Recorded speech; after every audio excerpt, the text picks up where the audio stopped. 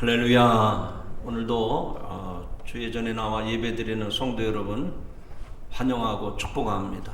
또 이 자리에 나오지 못했지만 영상으로 예배를 드리는 성도 여러분들에게도 하나님의 은혜가 함께하기를 주님의 이름으로 축원합니다. 우리는 이 세상에 살아가는데 그 삶이 유지되도록 하는 게 약속입니다. 약속. 모든 인간관계 속에서 약속이 세워지고 약속이 지켜지고 그리고 그 약속을 이루어갈 때 세상의 삶이 유지되게 되는 겁니다. 그런데 너무 약속이 남발되는 시대에 살아가고 있습니다. 국가 간의 약속이나 정치인의 약속, 심지어는 부부지간의 약속도 잘 지켜지지 않고 있습니다. 북한이 지금까지 얼마나 많은 약속을 했습니까? 그런데 단 한 번도 그 약속이 제대로 지켜지지 않았습니다. 수많은 정치인들의 약속, 공약이라고 하죠. 그들의 공약은 어떻습니까? 말 바꾸기가 바쁩니다. 공약이 아니라 빌 공짜 그냥 지나가는 공약이 돼버리고 말았어요. 신성한 결혼식에서 성경책에 손을 얹고 약속을 했어도 이혼 도장 찍으면 끝납니다. 그만큼 공약, 약속이 남발되는 만큼 그 약속의 중요성 역시 쉽게 사라져가고 있습니다. 성경에 나오는 약속은 어떤 것일까? 우리가 그리스도인으로서 하나님의 말씀인 성경을 읽고 그 말씀을 믿고 따르는데 성경에 나타난 약속은 어떤 것일까? 그 약속은 놀랍게도 생명과 직결되어 있습니다. 약속한다고 하는 것은 그냥 입으로만 하는 약속이 아닙니다. 생명을 걸고 하는 것이기 때문에 약속을 깬다고 하는 것은 결국 죽음을 각오한다는 뜻과도 같습니다. 어제 했던 약속을 손바닥 뒤집듯이 줘버리는 이 세상에서 변하지 않는 영원한 약속이 있다고 하는 것은 참으로 놀랍고 행복한 일입니다. 우리들은 신실하지 않지만 신실하신 하나님이 그 언약, 그 약속을 보증하시기 때문에 그 언약은 반석처럼 튼튼한 것입니다. 그 언약은 예수님의 십자가로 확실한 도장을 찍었습니다. 하나님의 언약을 신뢰하는 사람은 복이 있습니다. 하나님께서 백성들에게 명령하신 말씀은 바로 언약입니다. 이 언약은 하나님이 믿음의 조상들, 즉 아브라함과 이삭과 야곱에게 반복해서 맺어주신 것입니다. 반복해서 그 언약을 맺어주셨다는 것은 그만큼 그 언약이 소중하다는 얘기입니다. 하나님은 하나님께서 명하신 것에 스스로 매이기를 주저하지 않으십니다. 이 말은 하나님이 약속해 놓으시고 지키지 못하거나 실수하고 실현한 것이 아니라는 말입니다. 하나님은 약속을 하신 것을 지금까지 한 번도 실수로 돌리거나 또 지키지 못했거나 그런 적이 한 번도 없어요. 그래서 우리는 하나님을 신실하신 하나님이라고 고백을 하는 것입니다. 하나님이 우리를 향한 이 언약에 분명한 목적과 분명한 약속이 있음을 믿으시기 바랍니다. 하나님은 인간과 맺은 이 언약은 당신이 영원히 기억하시겠다고 말씀을 하셨습니다. 인간은 언약을 잊을지 몰라도 하나님은 당신이 하신 그 약속을 절대로 잊지 않으신다는 말씀입니다. 그가 허락하신 약속이 자손 수천 대에 이루어지도록 기억을 하신다는 겁니다. 천대는 어떤 의미가 있을까요? 영원 무궁한 그런 시간, 그런 기간을 상징하는 말입니다. 인간의 역사를 살펴볼 때 천대까지 이어지는 역사는 보기 드뭅니다.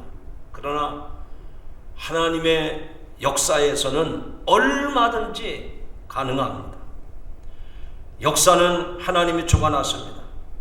하나님이 역사의 시작과 끝이 되십니다. 이미 오래전에 만세 전부터 시간을 허락하셨고 또 그 시간을 주관하시고 다스리시는 분이 하나님이심을 믿으시기 바랍니다. 그래서 하나님은 그 언약의 근거로 이스라엘의 역사 가운데 나타난 하나님의 구원과 보호하심을 이 시편에서 계속 노래하고 있습니다. 오늘 주어진 이 본문의 말씀을 통해서 목적이 있는 약속을 우리가 받고 있는데, 우리가 그 목적이 있는 그 하나님의 언약, 그 약속을 따르기 위해서 우리들이 추구해야 될 삶의 방식을 구체적으로 말씀을 드리고자 합니다. 여러분, 그 신실하신 하나님이 약속이 있는, 그 목적이 있는 약속을 우리에게 허락해 주셨으므로 우리가 어떻게 구체적으로 살아가야 되는지를 이 말씀을 통해서 확신을 가지시고 거기에 포커스를 맞춰서 살아가는 여러분들이 되시길 주님의 이름으로 축원합니다. 첫 번째로 하나님이 하시는 일에 관심을 집중시켰습니다. 하나님은 목적 있는 약속을 저와 여러분에게 허락해 주셨는데, 그 목적 있는 약속을 이루시기 위해서 하나님이 하신 일에 우리들의 모든 시선을, 우리들의 모든 관심을 집중시키고 있다는 얘기입니다. 자, 오늘도 화면을 보면서 성경을 같이 읽어가도록 하겠습니다. 1절부터 3절까지인데 세 번역으로 된 내용입니다. 한번 같이 화면을 보고 읽어봅시다. 시작. 너희는 주님께 감사하면서 그의 이름을 불러라. 그가 하신 일을 만민에게 알려라. 그에게 노래하면서 그를 찬양하면서 그가 이루신 놀라운 일들을 전하여라. 그의 거룩하신 이름을 찬양하여라. 주님을 찾는 이들은 기뻐하여라. 아멘. 여러분, 하나님께서 목적 있는 약속을 우리들에게 허락하셨는데, 그렇게 하기 위해서는 하나님이 당신이 하신 일들에 대해서 우리를 하여금 집중을 하게 만든단 말입니다.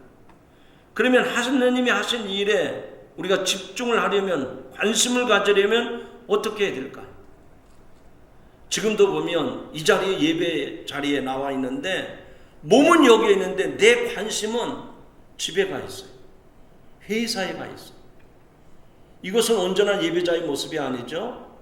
우리가 하나님 예배하는 이 자리에 왔다고 하면 하나님을 예배하는 일에 집중을 해야 됩니다. 여기에 온 관심을 기울여야 돼요. 아멘 하시죠? 아멘입니까? 여기에 올인을 해야 돼요. 여러분이 아무리 나는 그런 사람 아닙니다. 그래도요, 여 강단에 서서 여러분이 와서 쳐다보세요. 그러면 지금 저분이 딴 생각하고 있구나, 이게 보입니다. 왜냐하면 한 사람만 보면 모르는데 여러 사람을 보기 때문에 금방 그게 눈에 띕니다. 여러분, 이 시간 여러분의 마음과 몸과 정성을 모두 모아가지고 하나님이 나타내신 일, 하나님이 하신 일에 집중하시고 거기에 관심을 기울이시기를 주님의 이름으로 부탁합니다. 그러면 그렇게 할 수 있는 일이 뭘까? 우리가 하나님이 행하신 일에 대해서 집중하려면 어떻게 해야 될까? 여러 가지로 설명이 가능하지만 한마디로 정리한다면 그것은 예배 드리는 일입니다. 예배를 보는 게 아니고 예배를 내 몸으로 드릴 때에 하나님이 이렇게 일을, 큰 일을 행하셨구나. 그러면서 하나님께 관심을 갖게 되고 거기에 집중을 할 수 있다는 얘기입니다. 하나님이 이 땅에 많은 하나님의 교회, 믿음의 공동체를 세워주셨는데 이 모든 공동체는 어디에 포커스를 맞춰야 됩니까? 예배하는 거예요. 예배 가운데 하나님이 하신 일을 볼 수가 있고, 예배 가운데 우리를 향하신 하나님의 관심이 무엇인지를 발견할 수가 있단 말이죠. 그래서 우리 성도들은 예배가 우리의 삶의 우선순위가 돼요. 오늘 본문 시편 시작부터 예배 현장으로 저와 여러분을 인도하고 있습니다. 하나님의 백성이 모이면 모름지기 예배를 드려야 됩니다. 우리 성도들이 세상과 명확하게 구분되는 부분은 바로 이 점입니다. 우리 믿는 성도들이 모였다, 그러면 거기는 반드시 예배가 있습니다. 교회는 예배하는 곳입니다. 성도들은 예배하는 사람들입니다. 예배가 우리 인생의 목적이 되어야 된다, 그 얘기입니다. 예배가 우리의 삶의 최우선순위가 되어야 된다는 얘기입니다. 하나님은 이 세상 우주 만물 가운데 인생을 지으셨을 때의 목적이 뭘까요? 하나님께서 여러분을 이 세상에 보내셨을 때 여러분을 통해서 바라시는 것이 무엇일까요? 여러분을 통해서 하나님은 예배를 받으시기를 원하시는 줄로 믿으시기 바랍니다. 그래서 성도는 그 하나님의 목적이 있는 약속을 지켜보자 정한 시간에 이전에 나와서 하나님 앞에 예배를 드리는 줄로 믿습니다. 우리가 신앙생활을 하는데도 이 사실을 모르면, 바꿔 말해서 예배의 소중함을 모르게 되면 삶의 질서가 다 문란해집니다. 혼란이 오는 거예요. 그러나 내 삶에 예배가 최우선으로 되어 있으면 그 모든 것은 다 정리가 됩니다. 사랑하는 성도 여러분, 여러분의 삶이 지금 혼란스럽습니까? 어지럽습니까? 갈피를 잡지 못하고 있습니까? 그렇다면 예배에 최선을 다하시기 바랍니다. 예배에 우선순위를 두시기를 바랍니다. 가정에서도 예배, 교회에서도 예배, 직장에서도 예배, 어디에서든지 예배자로서 살아가시면 하나님이 여러분을 통해서 이루고자 하는 약속을 이루어내게 될 줄로 믿습니다. 오늘 본문에 보니까 그 예배 가운데 하나님께 감사하라고 했습니다.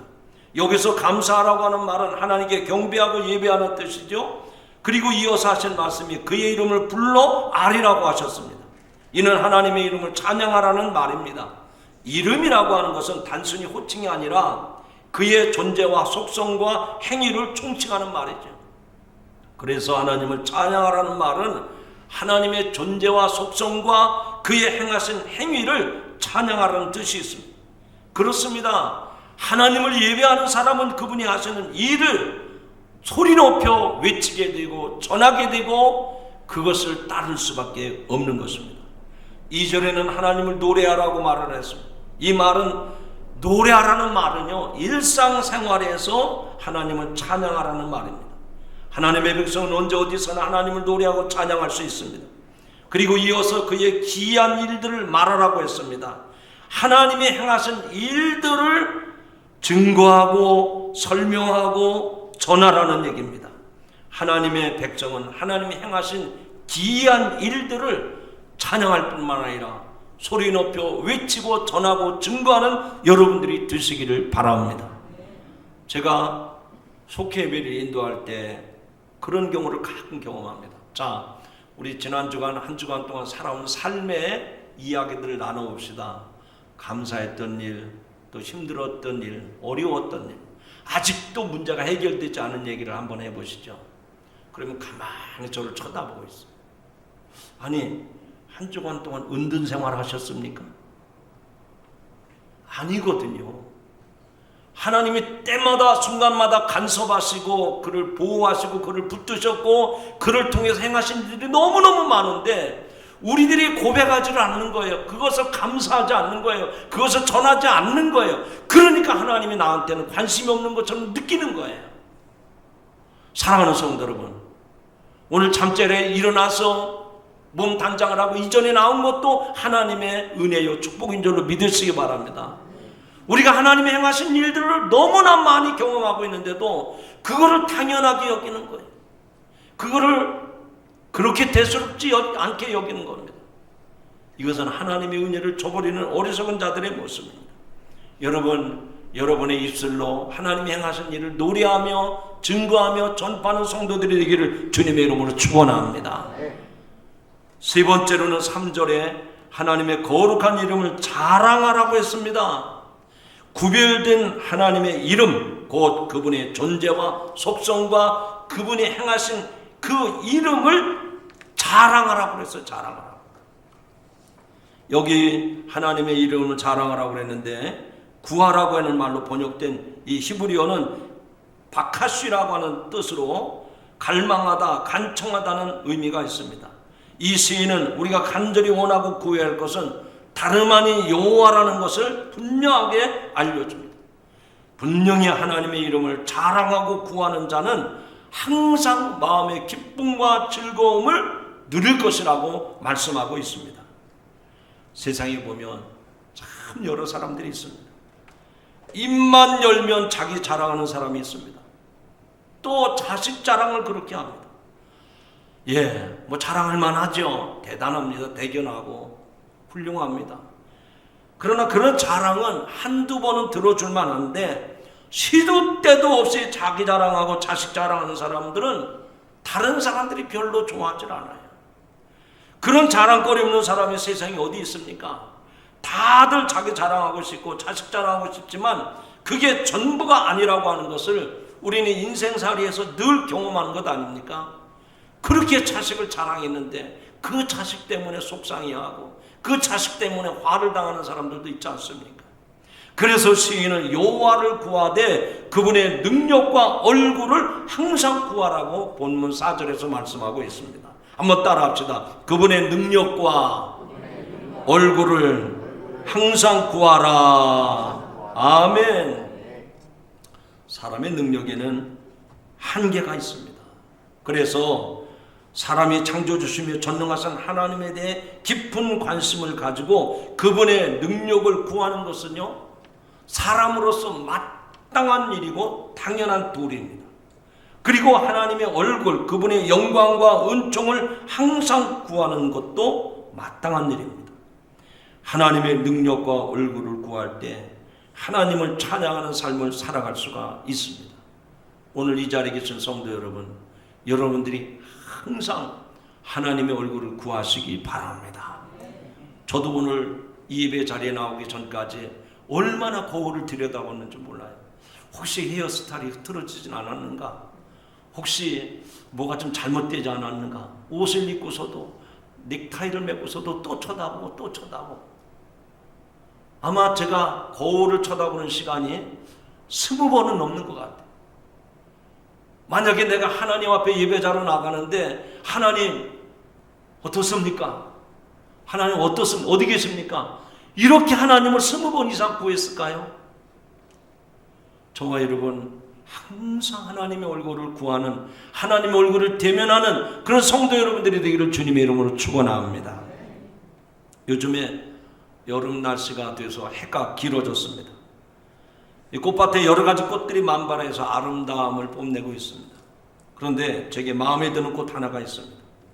봄의 소식을 제일 먼저 알려주는 목련꽃의 그 순백감도 좋아합니다. 봄이 되어 뒷동산에 고개 숙인 할미꽃도 좋아합니다. 길가의 가로수의 벚꽃도 훌륭하죠. 정원의 라일락꽃의 향기도 아름답습니다. 봄의 향연을 내뿜는 빨간 장미꽃도 정열적이고 화려해서 정말 좋아합니다. 담장 넘어 뻗어가는 호박꽃도 좋습니다. 그런데 그 많은 꽃 중에 제가 제일 좋아하는 꽃은 해바라기 꽃입니다. 왜 제가 해바라기를 좋아하는지 아시죠? 해바라기 그렇게 모양이 없습니다. 향기도 없습니다. 그렇게 흠모할 만한 풍채도 없습니다. 그런데 이 꽃을 좋아하는 이유는 아침에 동력에 해가 뜨면 그 고개를 들고 해를 쳐다봅니다. 해가 중천에 있으면 또 그 가운데를 향해서 고개를 듭니다. 서산에 해가 기울어질 때는 그 목을 서쪽으로 향해서 또 해를 바라봅니다. 이 해바라기는 모양도 향기도 없지만 항상 해의 움직임을 따라서 방향을 정합니다. 그것처럼 저와 여러분 항상 주님께 우리의 시선을 고정시키며 살아가는 성도들이 되기를 주님의 이름으로 축원합니다. 두 번째로 목적 있는 약속을 이루기 위해서는 어떻게 해야 될까요? 하나님의 언약을 기억하라고 말씀을 하십니다. 한번 따라 합시다. 하나님의 언약을 기억하라. 자, 우리는 그가 행하신 기적과 그의 이적과 그의 선포된 심판들을 기억해야 됩니다. 자, 5절 말씀을 같이 한번 읽어보시죠. 5절입니다.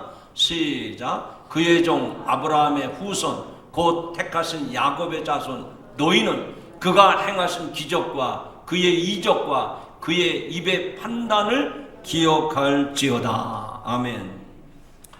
하나님이 이스라엘에게 그렇게 놀라운 일을 행하신 이유는 무엇일까요?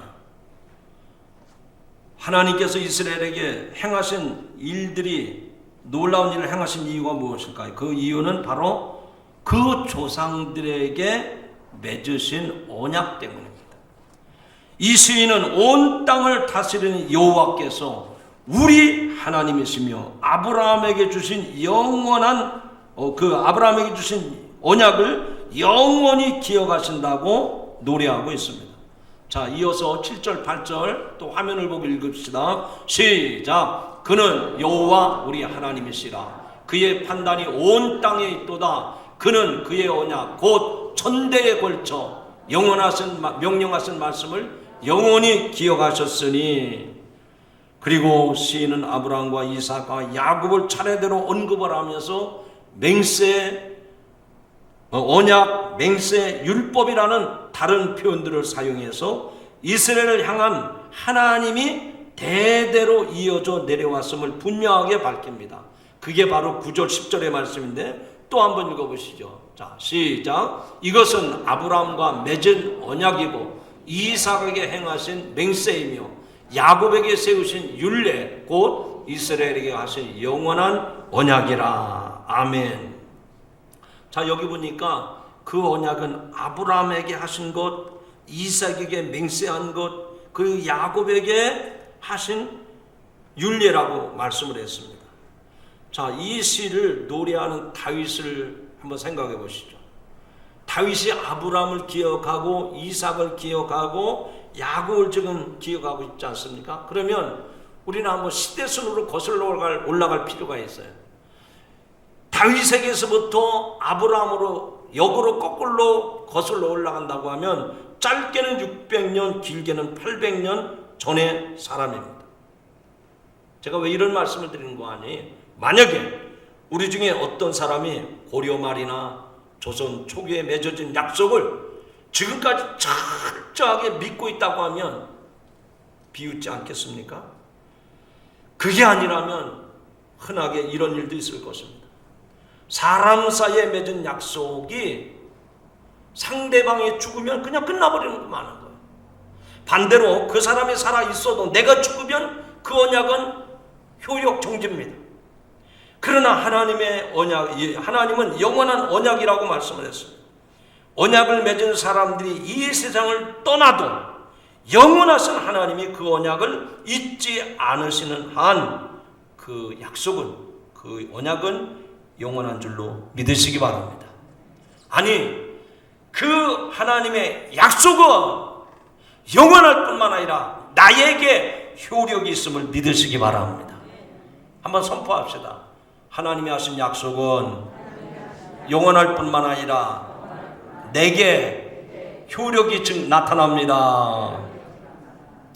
그 효력이 어떻게 나타났어요?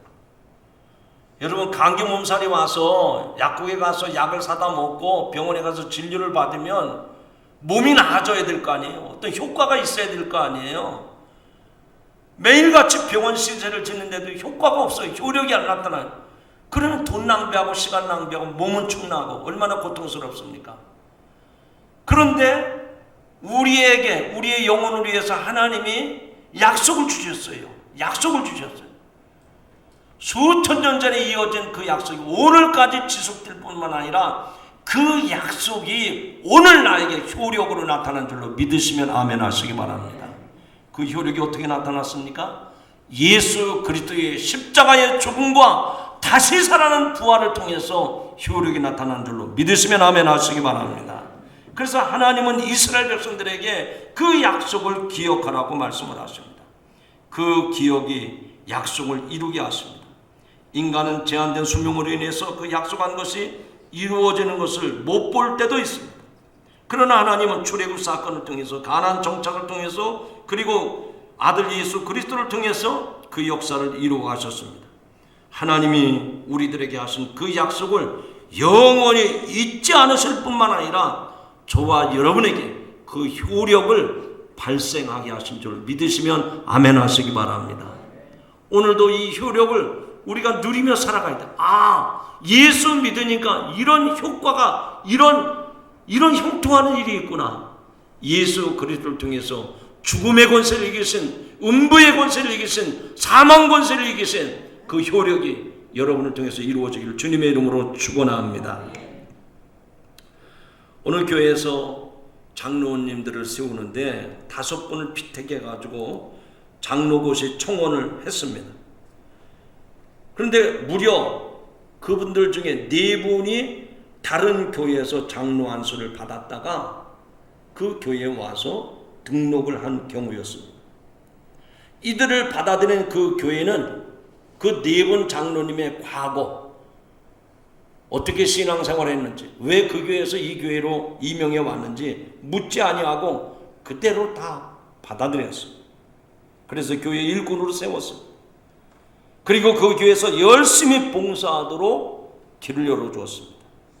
그 교회의 목표는 전도였습니다.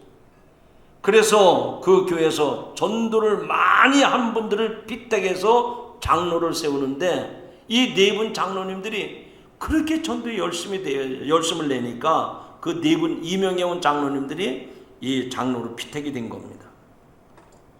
대부분 장로들이 교회를 옮길 때 뭐 좋은 경우도 있지만 문제가 있는 경우가 많습니다. 그래서 교회를 옮기게 되는데, 그런 것 때문에 지방에서는 장로고시 위원들이 왜 당신이 그 교회에서 이 교회로 왔는지 그런 것들을 다 서류로 체크를 하고 또 본인의 말을 들어보게 되는 겁니다. 근데 맨 마지막에 이런 이유로 해서 교회를 옮겼다고 하더라도 그 담임 목사님의 의견을 묻지 않으면 안 되죠. 그래서 담임 목사님의 의견을 물었습니다. 그랬더니 그 목사님은 이렇게 대답을 하는 겁니다. 과거에 문제가 있지만 과거에 가졌던 신앙이 우리 교회에서 긍정적으로 접목이 되면 교우들에게 영적인 상승작용을 일으킬 것이라고 판단해서 다 받아들이기로 했습니다. 그래서 그분들을 받아들였더니 그분들이 우리 교회에 와서 얼마나 열심히 봉사하고 전도를 하는지, 그분들 때문에 교회가 부흥하고 성장하는 데 큰 기여를 했습니다. 이렇게 말씀을 하더라는 거예요. 감사한 일이죠. 정말 감사한 일이죠. 여러분, 이처럼 여러분을 통해서 하나님의 역사가 중단되고 단절되고 끊어지고 문제를 야기시키지 말고 여러분을 통해서 하나님의 그 약속이, 효력이 발생되는 성도들이 되시기를 주님의 이름으로 축원합니다. 축원합니다. 축원합니다. 마스크를 쓰니까 다 목소리 들이신 것 같아요. 여러분, 정말 부탁을 드립니다. 하나님은 오래전부터 하나님의 언약을 주셨어요. 그냥 대충 하는 언약이 아니고 분명한 하나님의 목적과 목표가 있는 그런 언약을 우리들에게 주셨는데, 우리들에게서 그 효력이 나타나지 않는다면, 그 언약이 이루어지지 않는다고 하면 하나님이 얼마나 서운해 하시겠습니까? 오늘 저와 여러분을 통해서, 아니 우리의 자자손으로 후손들을 통해서 그 하나님의 목적 있는 그 약속이 크게 활발하게 일어나기를 주님의 이름으로 축원합니다. 사도행전을 우리는 교회의 역사로 보죠. 사도행전 28장으로 끝났습니다. 그러나 성령 충만한 사도행전의 교회는 28장으로 끝나는 것이 아니라 그 성령의 충만함을 받은 여러분을 통해서 계속해서 29장을 써내려가기를 하나님이 소원하시는 줄로 믿으시기 바랍니다. 오늘 하나님의 목적 있는 약속이 저와 여러분을 통해서 크게 확대되기를 소원합니다. 세 번째로, 그러면 인간이 그 약속을 지켜야 할 차례입니다. 한번 따라 하시죠. 이제는 우리들이 그 약속을 지켜야 할 차례입니다. 여러분, 우리가 해야 할 일이 무엇일까요?